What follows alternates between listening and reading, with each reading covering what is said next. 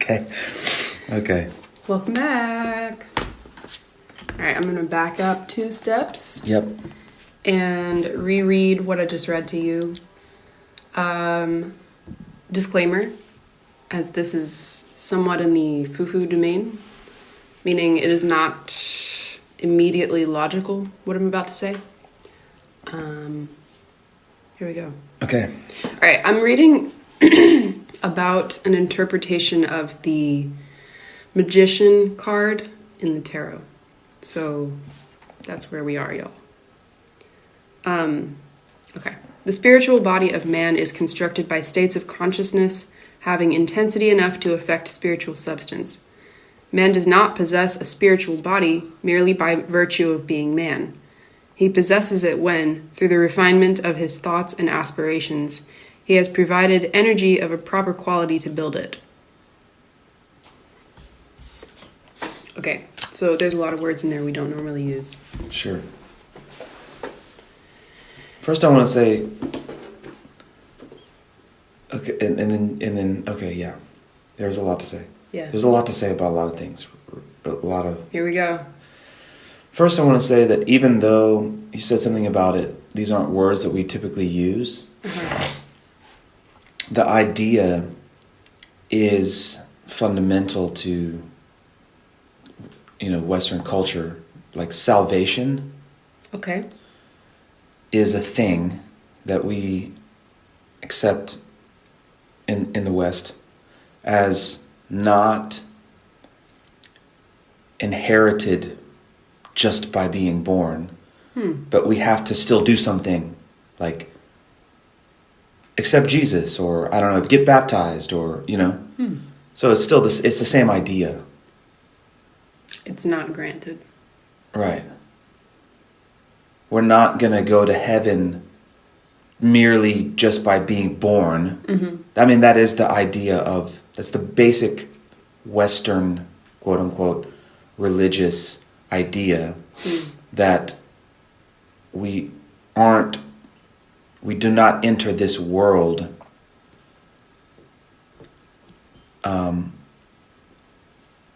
divine. That we have to be saved and or perform some certain type of ritual or series of rituals in order to be saved or in order to go to heaven or something, right? So even though it's framed in that context, it is an idea that has been prevalent in Western religious thinking since the beginning. Mostly I was referring to the use of the word spiritual. Sure. Like when we're having discussions, especially as a group, we don't really refer to a spiritual body or something like that. And sure. Not to say that whatever that phrase is pointing to is not real, but it's just not like clear enough. Yeah. It hasn't been defined very well by our society. So that's why I say the disclaimer, because it seems foo-foo when you use certain words. Sure. But there is potentially a concept underlying what I just read that is true and relevant for everyone. Sure. And it makes me think about, so do you remember the question you asked? So anyway. What, like just now? About how are there people that have been. Oh, yeah. Okay, so hold that for a sec, but because I want to come back to that. But this is making me think again about the transported man. Yeah. Right? And that is that the basic... I do think that we're approaching a point in our conversation where we can start to bring more than just like basic Buddhist philosophy and psychology into the conversation. Okay. And like dial it up into more of the like traditionally specialized Buddhist practice, but then also some of the Western esoteric approaches, because there is a lot of overlap. Cool. But anyway, the transported man is essentially what we're talking about. From the prestige. Yeah, right. From the prestige, but also what you just read, that just by the, what is it? By the sake of being born, something? Yeah, here, I'll read it again to be specific. Yeah. Man does not possess a spiritual body merely by virtue of being man. Right. So you're not born with a spiritual body. We're not born with the spiritual body. And like Hodorowski says, what is the goal of life? It is to create yourself a soul, which implies that you don't have one. And we were saying most people would feel an extreme rejection at that statement.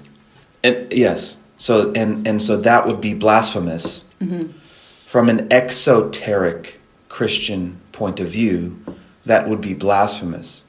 But from an esoteric Christian point of view, that would be something that a practitioner is aspiring to create. Okay? But why? So, hold on a second. Okay. So the transported man as an idea is what each traditional religious, whatever, it's the goal of religion, the goal of binding together, is to transport me from a certain state to another state, from a certain mundane state to a divine state, right? And so, and from an exoteric point of view, Christian, Buddhist, whatever, from an exoteric point of view, I could live on earth and then perform a certain type of ritual and then live somewhere else. I could take this body or this whatever soul, my being, quote, whatever that means, it could be transported from here to somewhere divine. Mm-hmm. And that is the goal from an exoteric point of view. Mm-hmm. From an esoteric point of view, I'm trying to transplant or supplant my identity structure. I'm trying to supplant my limited view of things with the divine view of things and embody that here and right now. Mm-hmm. And so were someone to succeed, so the transported man as a concept, there's one road, there's one transportation device or technique that happens when we leave the physical body. There's another type of transportation device or technique that can happen in one's own current physical body. Mm-hmm.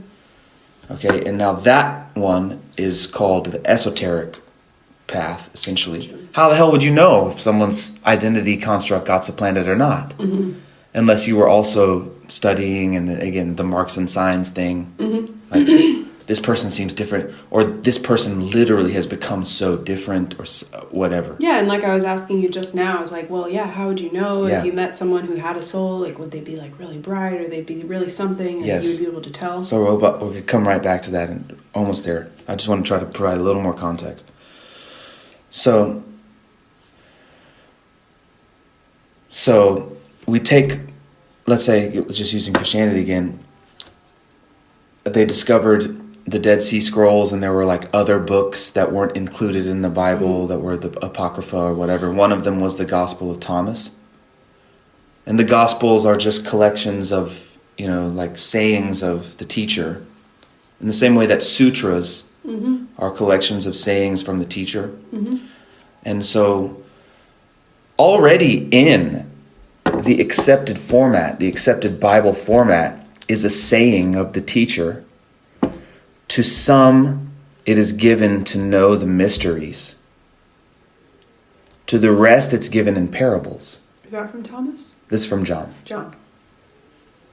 To some are interested in that esoteric path. Some are. Mm-hmm. But the rest The rest understand it better this way, in parable. Again, I'm not saying, I don't know when we were talking about this as like, this is not about better or worse, someone's better, this, that. No. Totally. It's just that's how it is. You know, if you think again, I always use, I think like a Native American example of this helps us understand. When we go into the wilderness on our rites of passage, we find our calling, and some are called to be great warriors, and some are called to be to the shamanic path. That's fine. Yep. Both are necessary. Okay. Some are called to be great fathers. Some are called to sit on the mountain. You know, and both are necessary. Well, and also to Joseph Campbell's point, or his sort of metaphor that became the title of the book, there's one hero, and it's got many faces. Perfect. Thank you. So even look, the point is that some do esoteric. Yeah. The rest are rocking the other way. Just different faces. Fine. In one of the books that was found, Thomas, the teacher says, the kingdom of God is spread upon the earth, but no one sees it. So imagine if that, like, how does that fit into the story? This isn't heaven. You have to get out of here. Like, this place sucks. You have to go to somewhere better. And it seems paradoxical. It seems paradoxical, and it doesn't fit in the exoteric, right? But in the esoteric, that's exactly what someone is trying to. Gotcha. They're not literally trying to go to heaven. They're trying to realize that this is that place. Okay. Anyway. Now, a question would be, well, how are those two paths related? Yeah. Right?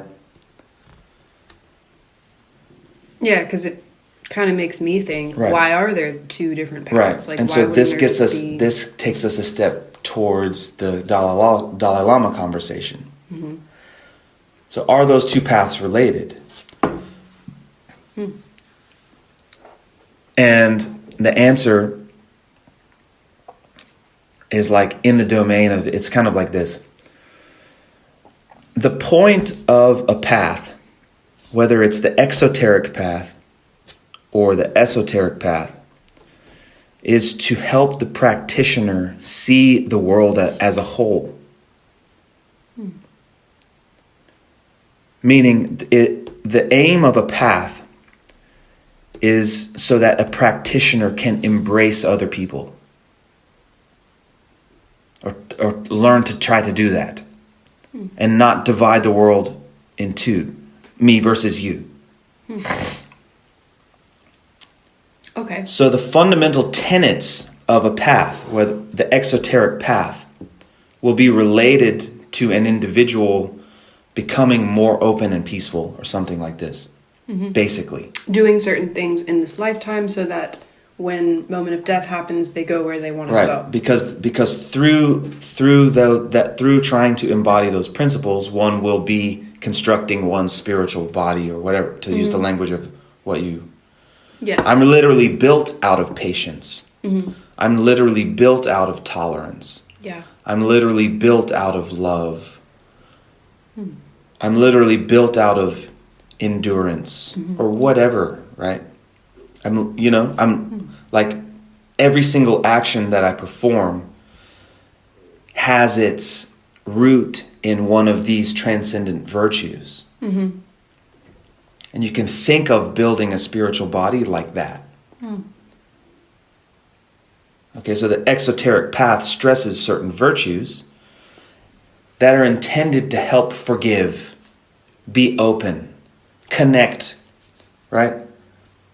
And so it's like, if my aim as an exoteric practitioner is patience, kindness, love, then by definition, I wouldn't be taking up arms against anyone. I wouldn't be setting a wall between me and you.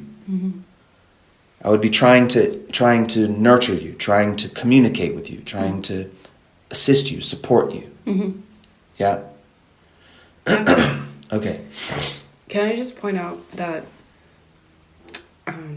it seems like a lot of times when this type of conversation is being had, it's almost like we don't acknowledge that the things you're mentioning, all of these qualities, or sort of like character traits, are actually tangible things. Yeah. Which is why we're saying it is building your being, right, or whatever you want to call it. That you're actually configuring a form. Yeah. And even though it's not the same as your physical body, like, I just want to throw that in there. Yeah. Because we don't often think about that, or maybe we reject it altogether, that there's something other than a physical form. Yeah. And that is also the point of the quote that I started with. Yeah. Yeah, we literally build one of the great opportunities of life is to literally construct our being. Like, we can literally do that. And we can think of our being, quote unquote, think of it like a bicep. If we expose our being or our biceps to a certain type of resistance with a certain duration of time, over a certain duration of time, or throughout time, certain type of resistance with a certain consistency, then it grows. Okay. So this is also what I was saying. We're starting to bring in some other, alchemically speaking, there's a certain way that we can. It's like, it's like it feels like it's this hidden veiled language. I'm like talking around shit, but no, like literally, we can build our being through a certain type of behavior, through certain actions, through doing certain things. We can literally build our being. And that being, quote unquote, let's think of it as like the core program. Like, we can literally change our core program, action by action. And we can see why we would want to change our core program through a certain type of thinking. So this is what I was saying. We were just waking up, like, a certain type of thinking will initiate a certain type of action. And that activity or that action will initiate transmutation, essentially. Change. Transported man? Transported man. Or woman? Yes. Transported being. Transported mind. Cool. Better. Transported Sanskrit. Yeah. Mind. Yeah. So, which is a way of thinking, a way of seeing the world, a way of interpreting the world, anyway. So, if there's anything we're talking around, it's the Dalai Lama. Dalai Lama. Okay. Yeah. So I was saying the point of a path, the aim of a practice, whether it is the exoteric practice or an esoteric practice, is to help us become whole with the world. Oh yeah. It's to help us embrace the world. Not put a wall up between this and that. Okay? So there are two general ways. When I'm saying the exoteric and the esoteric, in Buddhism, the exoteric way is to renounce the world and become a monk or nun. And the esoteric way is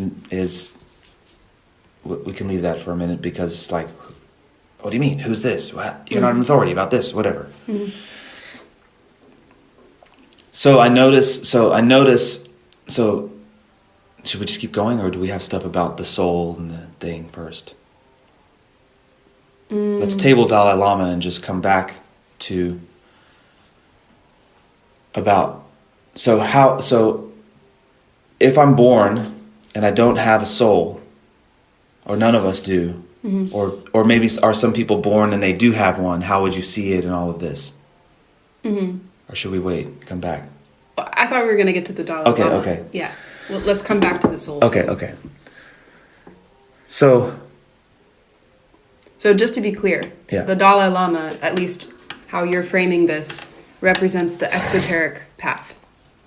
Like, he is a symbol of that, yeah? Because he has renounced certain things about the world, aka he's a monk.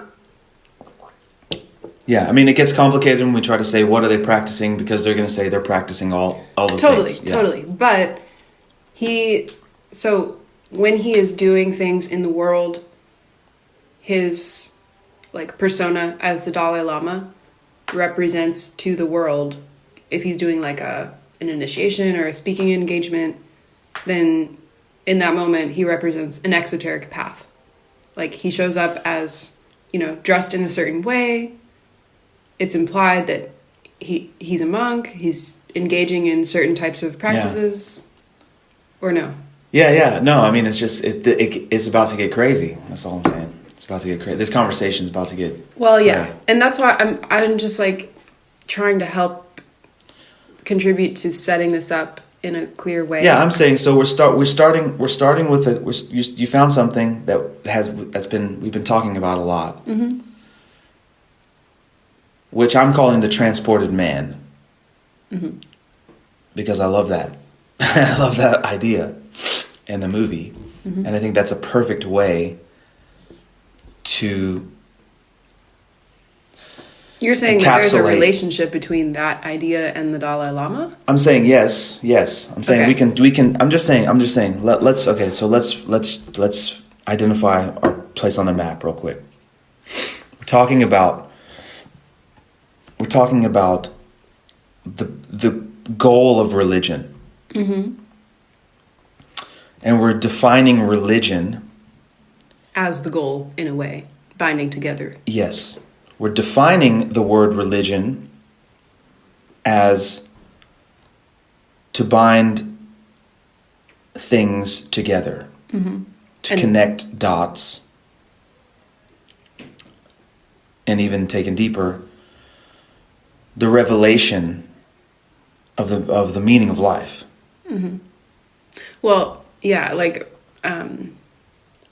we could almost say the goal of this path that we're discussing is religion, in the sense of the realization that we are forever bound together to everything, everyone, and therefore mutually responsible for the health and Sure. well-being of it all.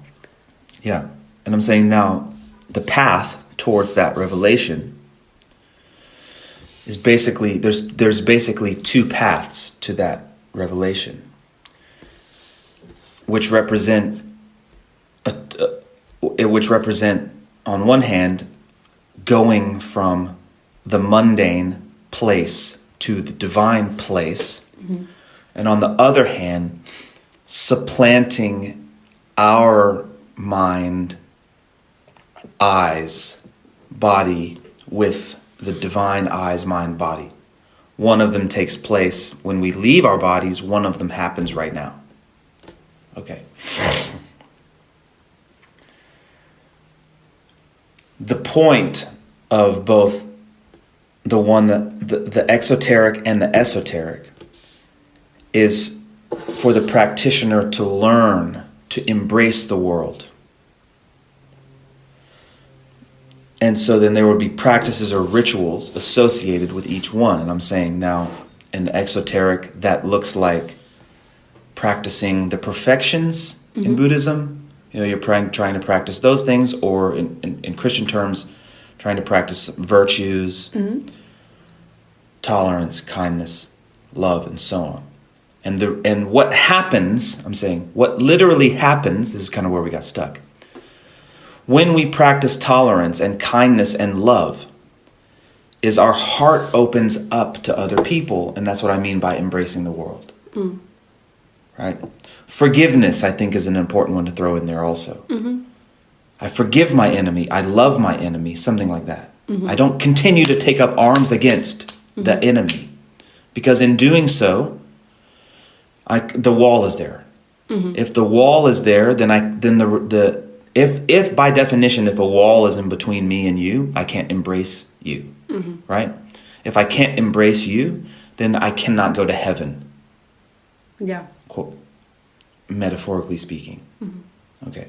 So I have to learn to love everyone as much as myself, whatever. Okay, right. That's clear. The esoteric practitioners are also attempting to see the world as one whole, one complete thing. Made of individual parts. Yes, not... Okay. All right. So,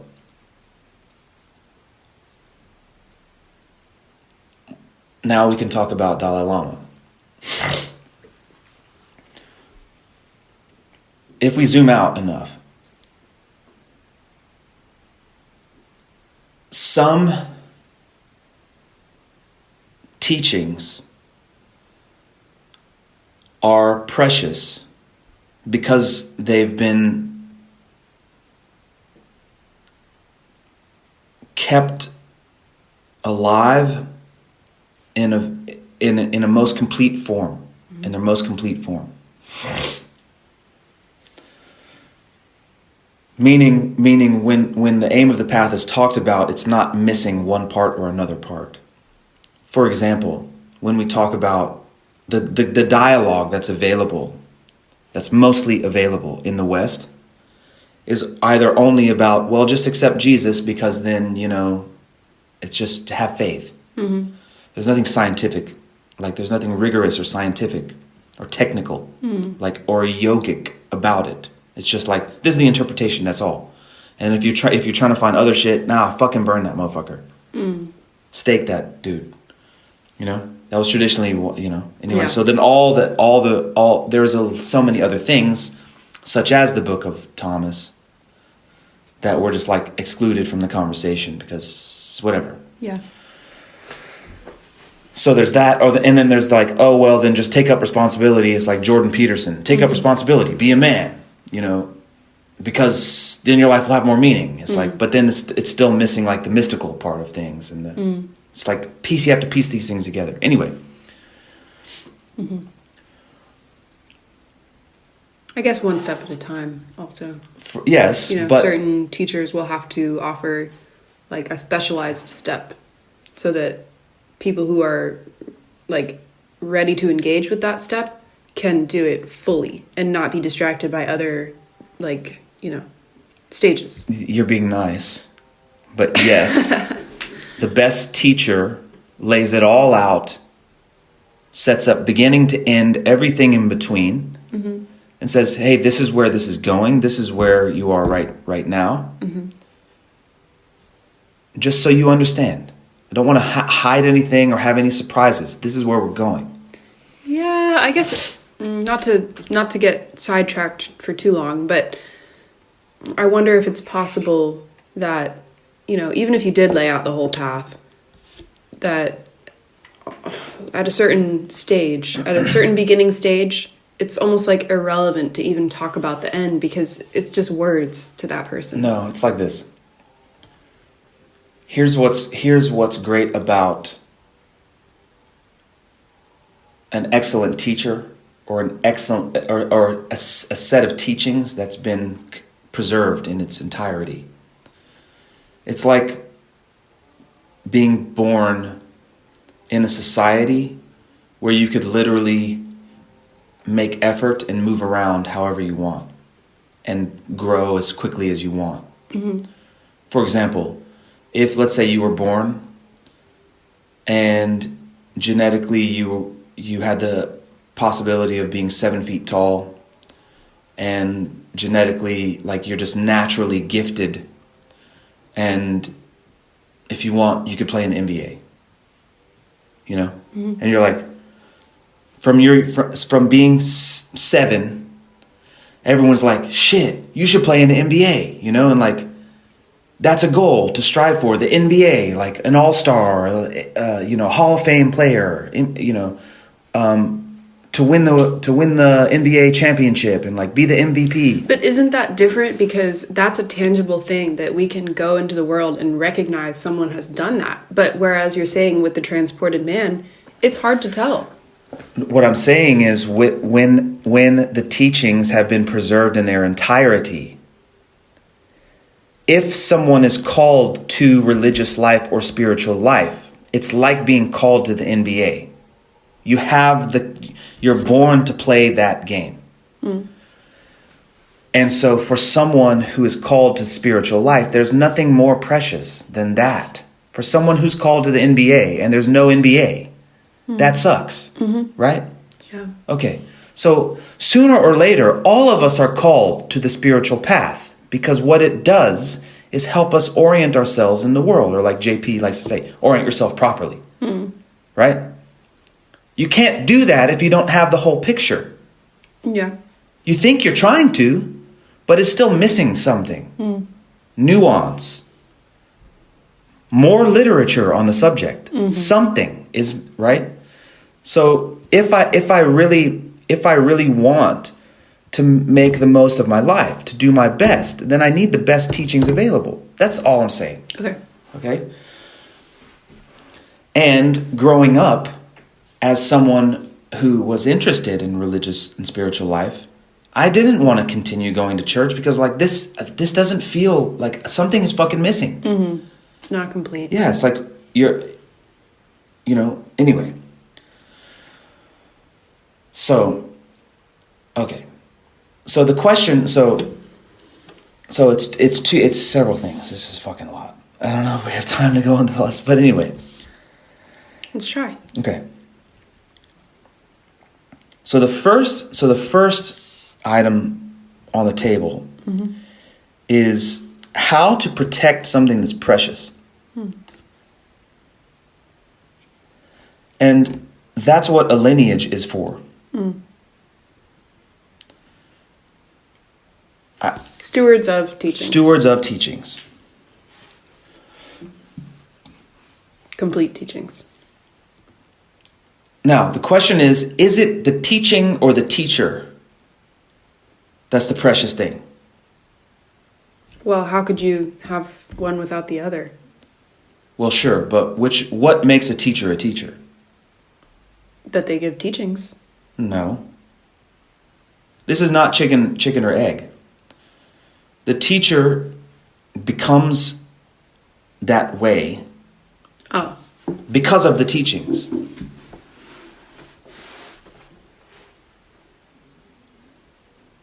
Through embodying the teachings? The technology is a byproduct of the science. If we didn't figure out the science, we could not produce the technology. So, to translate, you're saying if no one ever realized sort of the nature of how things work or what life is or who we are, there wouldn't be able to be any practices or any sort of methods for helping others realize that. That's what I'm saying. If only one person figured it out and that person were the only special thing, then no one else would have figured it out.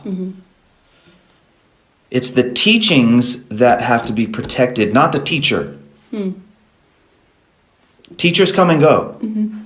The teachings are like the science. The technology is going to change all the fucking time. It's the science that's fucking important. It's the science, it's the teachings that should be protected. Yeah. When we get too focused on the person giving the teachings, then we have forgotten the important part of things. Yeah. Now I'm pulling out guns, and this is all shots fired. Shots fired. Provocation shots fired at Buddhists. Let's sit and debate. When I see Instagram posts, hashtag I stand with Dalai Lama, what that means is I've cut the world in half. Mm-hmm. What that means is I stopped practicing. I don't give a fuck about what Dalai Lama did, first of all. Well, I don't care. Whether it's right or wrong. That's not what we're trying to talk about. It's a fanatical attitude towards who he is or what he represents. Sure, it's that. But I'm saying it's more important than what he did, actually. Yeah. It's way more important than that. If we're trying to protect, if we agree that the teachings are precious, mm-hmm. then we should protect them. Mm-hmm. Honor them, revere them, protect them. The way to do that is yes, similar to what is being done, structure an ongoing system of stewardship. Mm-hmm. A lineage. Yes. And so that's great. But then at a certain point, so anyway. What were you going to say? What I'm saying is when I see practitioners, Rinpoches, mm-hmm. academics, former professors, heads of big Buddhist organizations, trying to defend something, Dalai Lama in this case, mm-hmm. I also don't see tolerance, forgiveness, kindness. I see people stopping practice. This is what I see. Well, can you explain what you mean by you're not seeing tolerance, kindness, all these things? Because I think just saying that without giving a context, people will disagree with you. Path, so this is important. No one can walk the path for us. Mm-hmm. We have to do that ourselves.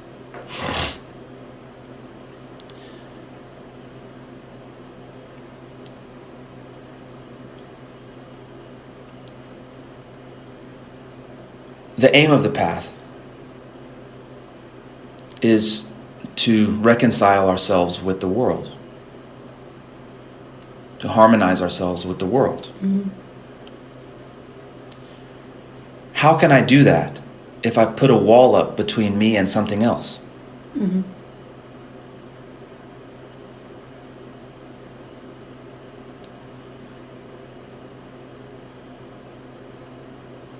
Well, yeah, when you put it simply like that, of course it makes sense.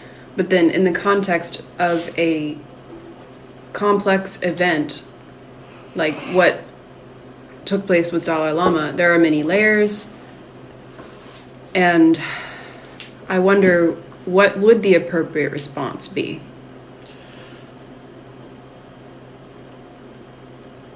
Look, I'm trying to talk around the subject because I'm trying to also do the thing where we give ourselves time and space for other ideas to come in. But it's like this.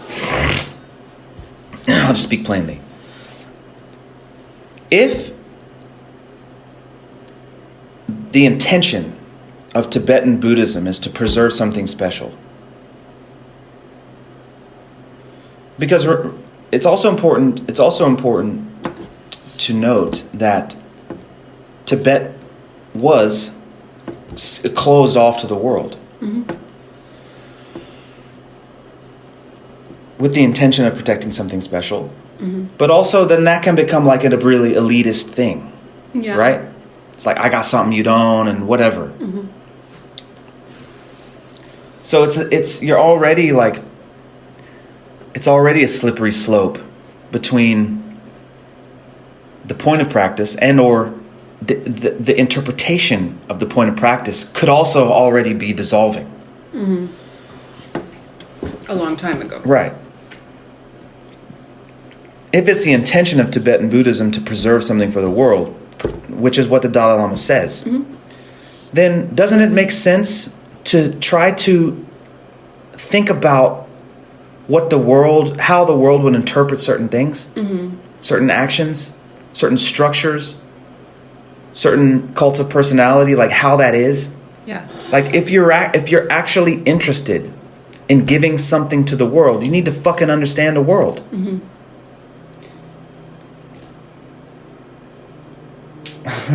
What?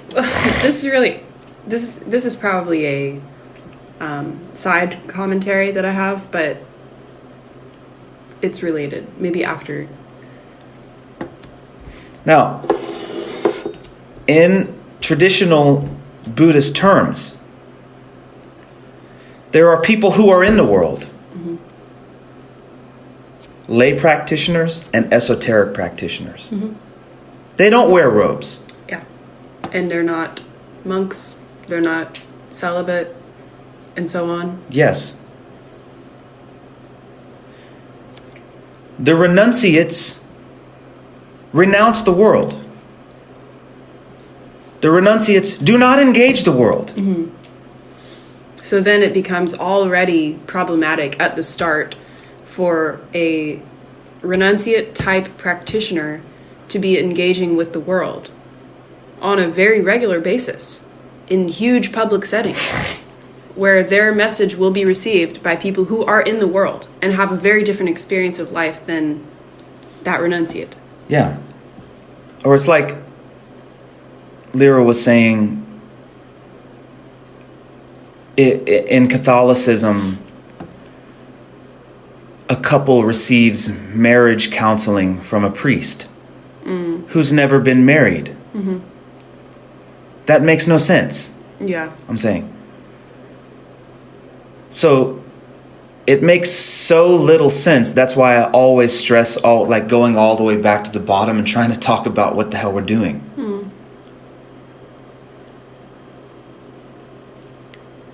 You know? Again, just so it's like, look, I'm just thinking of it as like, what if I'm young me and I'm tired of being a fucking idiot and I'm actually legitimately hungry for teachings about life, how to make sense of life. And I see someone who has this exotic like look and they're speaking a certain language and I'm like, oh, you know, like I should try to apply that to my life. It's like, well, just so you understand, this person has never done any of the things that you're doing or want to do. Yeah. Why would you take advice from that person? Yeah. That doesn't make any sense. I'm saying, so if you want to be in the world, there is a path in the world called become a lay person or become an esoteric practitioner. And that's why I'm saying shots fired and we should debate, because what monks will say that they're doing is practicing the esoteric in secret, and like that's the way to do it. And I'm not saying that there isn't a way to do that.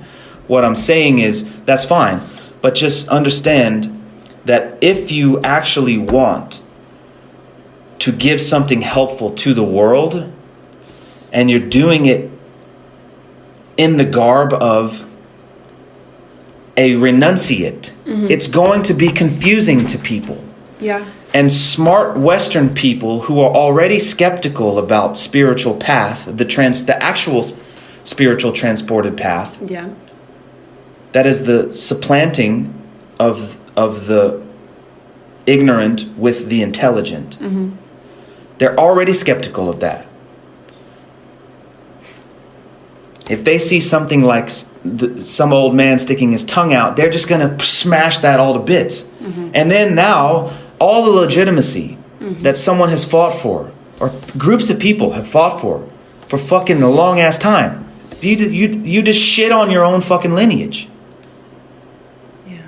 So I'm saying, if you want to engage the world, there's a way to do that.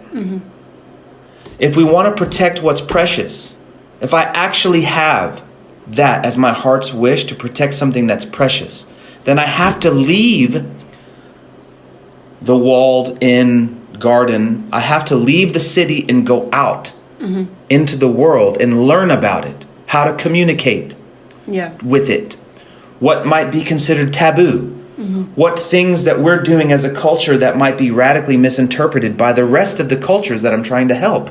Right. And so in that sense, that could even happen on a public stage is indicative of the fact that the higher ups in Tibetan Buddhism have no idea what the fuck is going on in the world.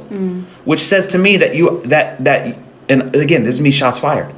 You don't actually care enough to leave the comfort of the tradition and engage the world. Yeah. And when I see young Rinpoches and Bob Thurman posting hashtag I stand with Dalai Lama, I see, okay, what is your intention with doing this?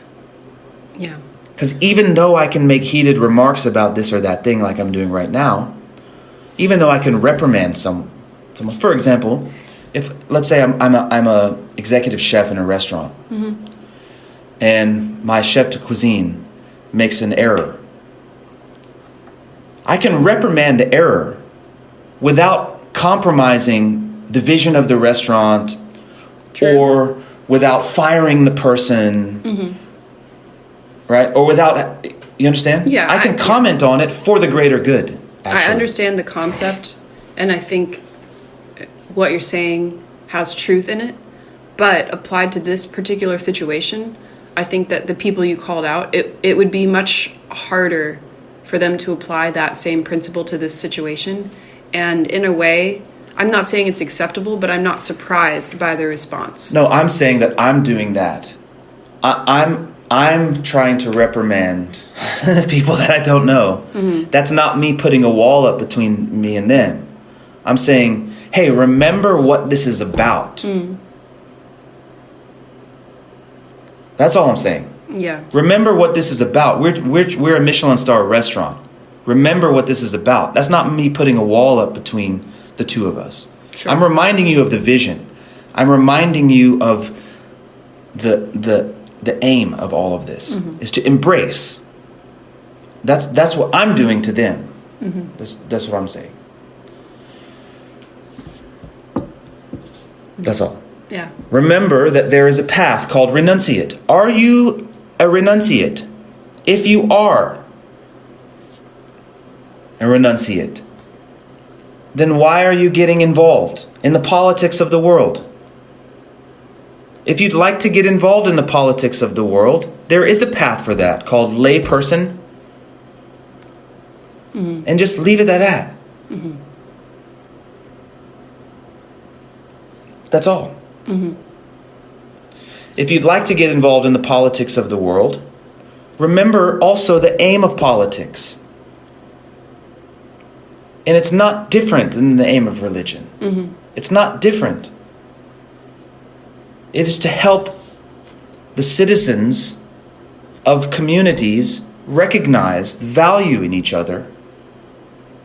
It's to unite the vision of your citizens. It's the fucking same thing.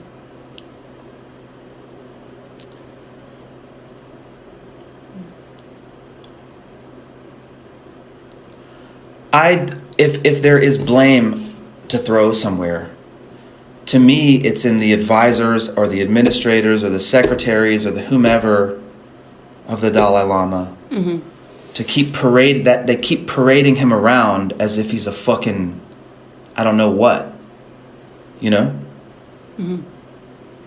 Like, again, that's not helping people remember that the valuable thing is the science, not the technology. The valuable thing is the teachings, not the teacher. Yeah.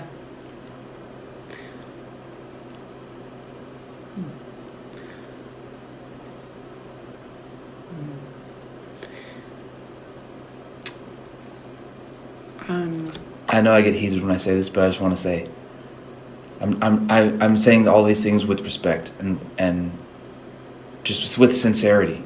That's all. Yeah. Well, okay, I do want to bring this up. I just want to say,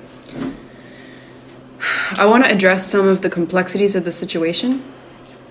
that other people have also talked about. Like, for example, this idea that that the video released was chopped and blah, blah, blah, and it was potentially released by the Chinese Communist Party as a piece of propaganda to try to stir up some like negative, whatever, like just to throw negativity on the Dalai Lama, that this was purposeful. And I want to address that particularly as one of maybe several points. Yeah. Because it's like, even if it was deliberately released, the video was deliberately released by the Chinese Communist Party as an act of malice, it's like, if I was the Dalai Lama, or if I was in a position of similar status, reach, whatever, then it seems like it would make sense to be mindful of my behavior, my words, my actions, if I know especially that it's being recorded and could be potentially distributed, misinterpreted, blah, blah, blah. So, yeah, I'm bringing that up to say that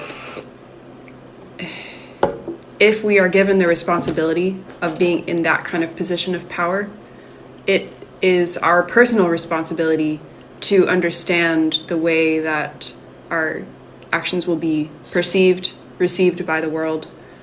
And it doesn't matter what our intention was, even if the young boy was, you know, perfectly fine, no harm done, the mother was fine, the Dalai Lama's intention was completely pure, that still doesn't matter.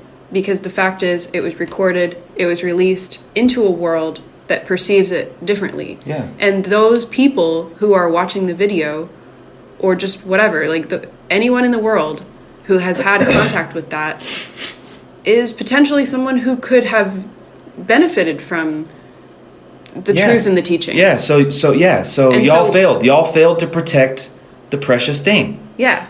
Because you didn't actually care enough about other people to go out and make friends with them. Yeah, and therefore, it's going to go somewhere else. Mm-hmm. It's like if you don't, it's like if you drive drunk, the privilege is revoked. Mm-hmm. Anyway, yes, that's exactly what I was saying. Yeah. If you're going to be a renunciate, do not give public teachings. Mm-hmm. Yeah. If you'd like to engage the world, there is a way to do that called be a layperson.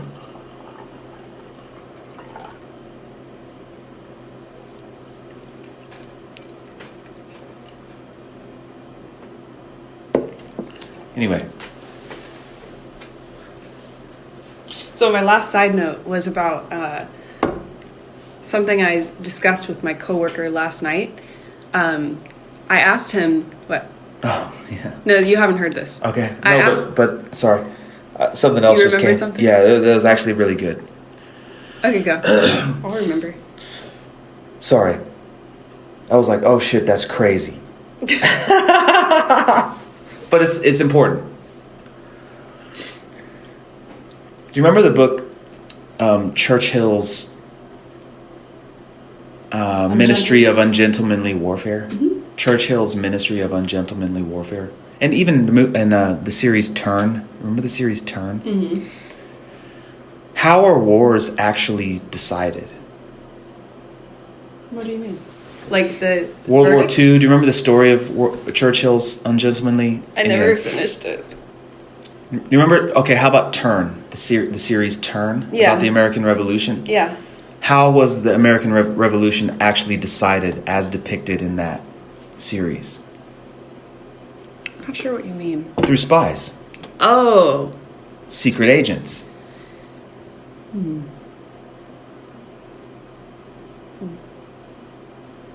Okay. Right? Got it. There was this precious thing. Information. I'm saying there was this precious ideal that people wanted to keep alive. Let's just call it the dream of the United States becoming its own something or other. Sure. Okay? There was this precious thing that people wanted to keep alive. Mm-hmm. And they succeeded in doing it by pretending they were the others. Yes. By pretending they weren't. Oh, I see what you're getting at. So now you take the baton. Well, so you're saying that it's possible that the best way to preserve an ideal or the unity of a people or community is by becoming a spy, meaning to put on a costume that looks like them, that speaks like them, that, maybe even seems to think like them, so that you can get a certain message across and preserve the integrity or unity of the thing. And so that would look like, in a spiritual tradition, possibly being a lay practitioner and speaking to the public as though, you're one of them or something like that, that you're taking down that wall.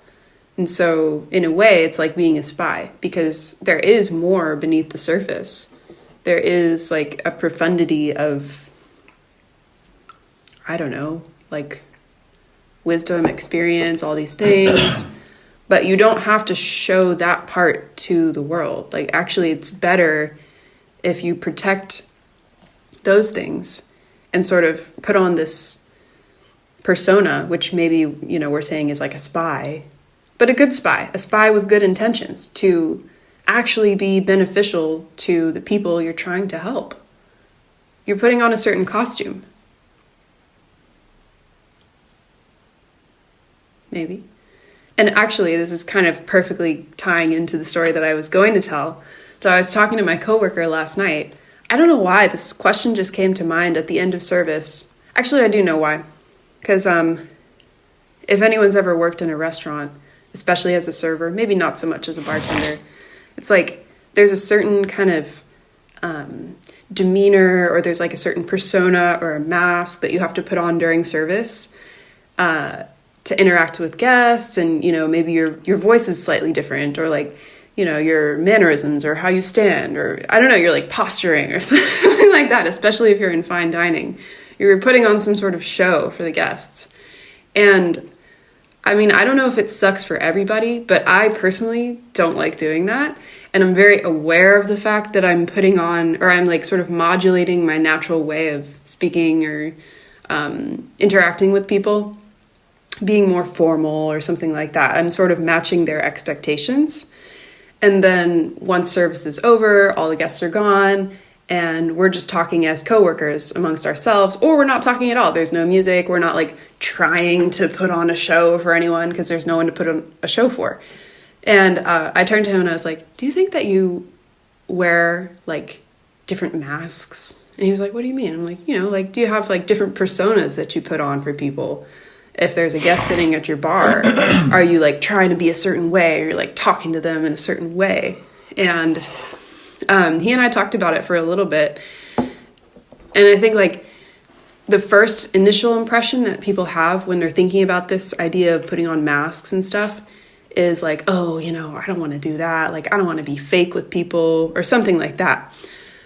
But as my coworker and I were talking more about this, we were like, actually, it kind of wouldn't make sense to have exactly the same way of presenting yourself to all these different people that you might interact with in the world, because everyone's life experience is so diverse and rich and complex. And it's like, if I talk to a child the same way that I talk to my coworker, it just wouldn't be appropriate. You know what I mean? There's a certain level of masking or like adaptation of our persona that is required in order to have a helpful and appropriate, whatever, like, yeah, just a constructive interaction with someone else. And so in conclusion of my conversation with my coworker, we decided that actually it's insensitive to use the same mask with every person that you interact with, that there is a level of sensitivity and actually maybe even we could use the word compassion to determine what is the best persona to use to interact with people.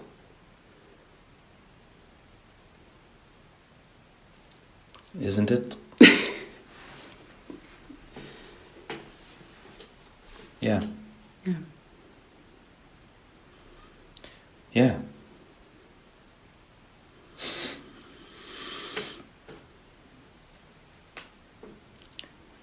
I'll close. This will be my closing. Do you remember when we were watching, I don't remember what show it was. Damn it. What it was called, but we were watching behind the scenes of the Dallas Cowboys season. I was watching with you? I think you were watching. You commented on it. You made a joke about it. I did? Yeah. Because on the wall, like in their facility, on the wall, it said, "Do your job." Mm-hmm. Remember? And you were making fun of it? Yeah. Yeah, because if you're on a team,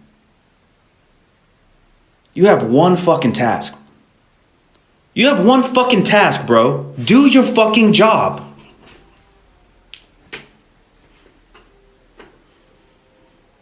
Do your fucking job. If you don't do your job, we get fucked as a team. Yeah. If you don't do your job, we're deaded. No shot at the playoffs. Yeah. Let's be very clear. We're here to win the championship. When we show up at the beginning of this season, we're here to win the championship. Mm-hmm. Let's be very clear. As practitioners, once we're like, I'm a practitioner now. When we show up at the beginning of that season, we're here to win the championship. I'm here to win the spiritual championship. Mm-hmm. I'm here to become the transported man. Mm-hmm. End of story. We're all here. When we subscribe to being practitioners, we're all here to become the transported ones. Yeah. All right? The only way that's going to happen, I got to do my fucking job. You got to do your fucking job. Which means you got to understand what your job is. Yeah. And if you don't know, you should ask someone who knows. Yeah. If y'all are parading Dalai Lama around and exposing him to that type of something, you didn't fucking do your job, bro. Mm-hmm.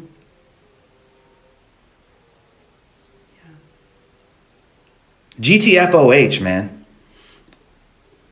Yeah. Do your job. Someone let something slip through the cracks. Mm-hmm. Someone didn't do their job. Someone didn't block that linebacker who was blitzing. Mm-hmm. And now we got sacked. Quarterback got sacked, fumbled the ball, turnover, fourth quarter. There's no shot at playoffs anymore. No, I'm saying the reputation of Tibetan Buddhism has been tainted because someone didn't do their job. And it's not like it's the first instance where... Yes, the controversy of teachers. It's been a long history of controversy. Sure. Which, I mean, there is that in most things. Sure. But again, that's only because people aren't doing their job. They're not also doing their job as students, mm-hmm. which is to hold the teachers accountable for bullshit-ass behavior. Yeah. You forgot, you're not a student if you are not also a scientist, mm-hmm. a rigorous, thorough skeptic also. Prove to me, motherfucker, mm-hmm. that you know shit. Mm-hmm. You know? I'm going to come around a little bit nice and easy. I'm not just going to jump in and become a follower. You know what I'm saying? Anyway. So maybe this is a topic for next podcast, but I think it would be maybe helpful for us to discuss what faith is and if it's time to get rid of that idea or time to redefine that, what it's really trying to do. Yeah. Could be interesting. Sure. Good for now? Yeah, thank you. Thank you.